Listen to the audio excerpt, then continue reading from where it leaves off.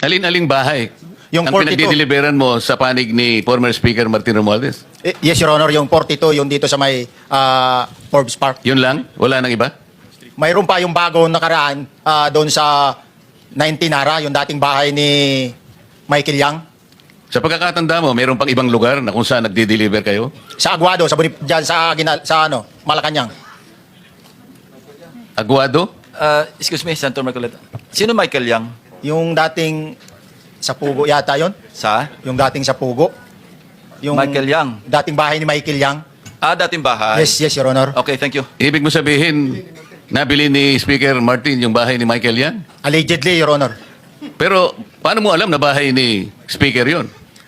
Kasi doon na nagde-deliver yung tropa nung hindi na nagde-deliver doon sa 42, Your Honor. Salamat po, Mr. Chair. Isa munang follow-up question kay Ginoong Guteza. Paano niyo po nalaman na bahay yun ni Michael Yang? Kasi dati po, may mga security po na kasama na ko na dati is doon po yung bahay ni Michael Yang eh. Mga security na dati yung kasama na nung panahong iyon ay security ni Michael Yang, nung panahong bahay niya yon. Yes, Your Honor. Salamat po, Ginoong Guteza.